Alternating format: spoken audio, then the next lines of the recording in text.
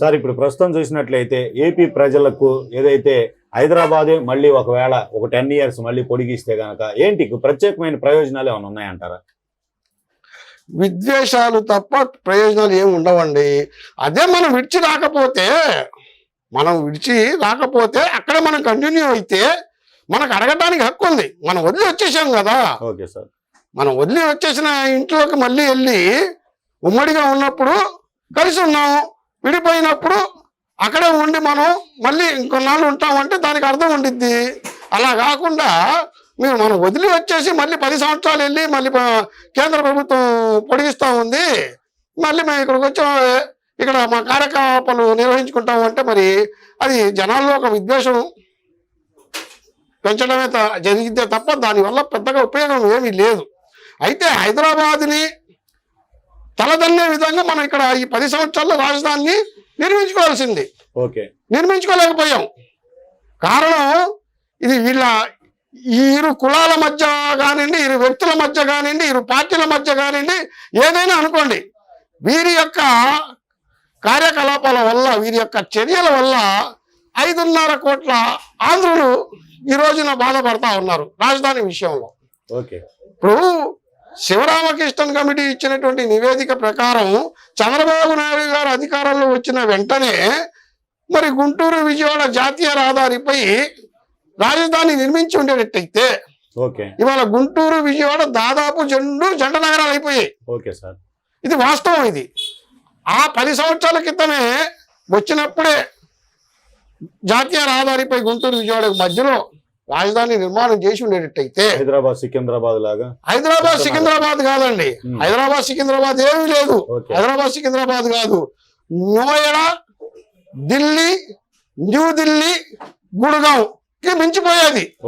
దేశ క్యాపిటల్ కి సంబంధించి ఏదైతే మొట్టమొదట దేశంలో ఢిల్లీనే తలదన్నే రాజధానిని ఏర్పాటు చేస్తా ఉన్నారే అది సాధ్యమయ్యేది. ఎందుకంటే ఎటు చూసినా కూడా 100 కిలోమీటర్ల పరిధిలో రాజధాని ఉండేది. అంతా విస్తరించిపోయాయి 2 నగరాలు కూడా. గుంటూరు విజయవాడ 2 నగరాలు కూడా అంత విస్తరించిపోయాయి. ఏదైతే నోయిడా, ఢిల్లీ, న్యూఢిల్లీ, గుడ్గావ్ దాకా ఇలా దేశ రాజధాని ఢిల్లీ, అలానే ఢిల్లీ రాజధాని విస్తరించిపోయిందో ఆ పరిస్థితి 10 సంవత్సరాల్లో గుంటూరు విజయవాడ దేశంలోనే అత్యున్నతమైనటువంటి మన రాజధానిగా ఉండేది. అయితే వీటికి భిన్నంగా 3 రాజధానులు ఒక రాజధానిలో కొట్టుకొని 10 సంవత్సరాలు అయినా కూడా మనం వెనకబడిపోయి ఉన్నాం. కాబట్టి ఇప్పటికి కూడా అది శివరామకృష్ణన్ కమిటీ అనేది కేంద్ర ప్రభుత్వం నుంచి చట్టబద్ధంగా ఏర్పడినటువంటి కమిటీ. చట్టబద్ధమైనటువంటి కమిటీని కాదని చెప్పేసి మనకు ఇష్టం వచ్చినట్టు చేసుకుంటే అది ఇంకో 10 సంవత్సరాలైనా మనం ఇలానే ఉండిపోతాం. అలానే సుప్రీంకోర్టులో అది నలుగుతానే ఉండింది. కాబట్టి ఇప్పుడు కూడా ఇది నా అభిప్రాయం కాదు, ప్రజాభిప్రాయం ఏంటంటే కేంద్ర ప్రభుత్వంచే ఏర్పడినటువంటి శివరామకృష్ణన్ కమిటీ నివేదిక ఆధారంగా గుంటూరు విజయవాడ మధ్యలో జాతీయ రహదారి వెంబడి ఉదాహరణకు నాగార్జున యూనివర్సిటీని కూడా తీసుకోవచ్చు, సరిపోయింది. యూనివర్సిటీ ఎక్కడ పెట్టాలనుకుంటే ఆ 33,000 ఎకరాల్లో పెట్టండి. ఇవాళ ఇంటర్ కాలేజీలు కానివ్వండి, డిగ్రీ కాలేజీలు కానివ్వండి, ఇంజనీరింగ్ కాలేజీలు కానివ్వండి, పొలాల్లో ఉంటే విద్యార్థులు వెళ్ళి చదువుకుంటున్నారు.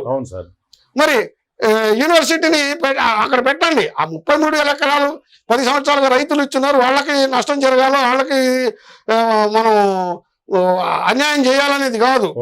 అక్కడ మీరు పారిశ్రామికంగా వ్యవసాయ రంగ ఆధారిత సంబంధించినటువంటి పరిశ్రమలు పెట్టండి. పారిశ్రామిక రంగం చెందిన వాళ్ళకి ఆ భూములు ఇవ్వండి. ఆ కౌలుకు ఏదైతే చట్టపరంగా ఉందో ఆ కౌలు చట్టం ప్రకారం అక్కడ ఉన్నటువంటి రైతులతో అయిన ఒప్పందం ప్రకారం వాళ్ళకి ఇవ్వండి. దాన్ని మీరు మళ్ళీ ఎందుకంటే అక్కడ పచ్చని పంటలు 3 పంటలు పండే పొలాలని మనం బీడు భూములు చేసుకున్నాం. కనీసం ఆ బీడు భూముల్ని మరలా మీరు పారిశ్రామిక రంగంగా అభివృద్ధి చేసుకోవచ్చు. విద్యాలయాలకు కానివ్వండి, అలాంటి విధంగా అనేక రంగాలకు సంబంధించినటువంటి అగ్రికల్చర్ యూనివర్సిటీ లాంటి ఏదైనా కానివ్వండి దాన్ని అభివృద్ధి చేయండి.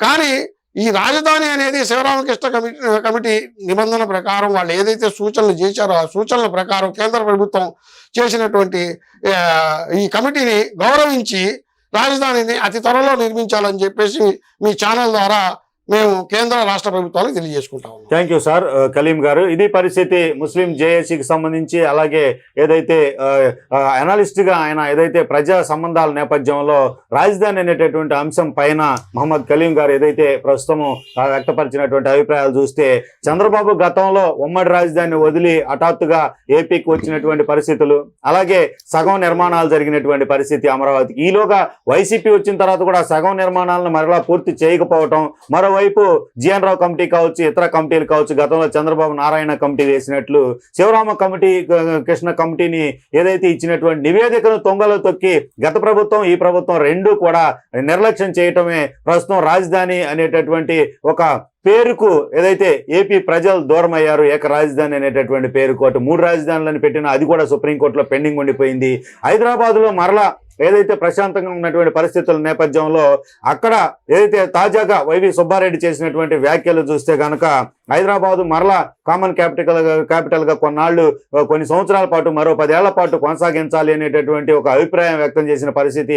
మరలా అక్కడ ఏదైతే ప్రాంతీయ విభేదాలు రెచ్చగొట్టే పరిస్థితి ఉంటుంది వ్యాఖ్యలు. మరి అలాంటప్పుడు వైసీపీ ఎందుకు ప్రభుత్వంలోకి వచ్చాక హైదరాబాద్లో ఉన్నటువంటి ఏపీ ఆస్తులను సంబంధించి పంపకాల్లో వచ్చినటువంటి ఆస్తులను ఈ తెలంగాణ ప్రభుత్వానికి, తెలంగాణకు ఎందుకు అప్పగించింది? ఇప్పటికిప్పుడు మరలా ఆస్తులు వెనక్కి తీసుకోవాలంటే వీలవుతుందా? ఇదంతా కూడా చర్చానీయాంశంగా మారినటువంటి పరిస్థితి. ఎప్పటికైనా మించిపోయింది లేదు.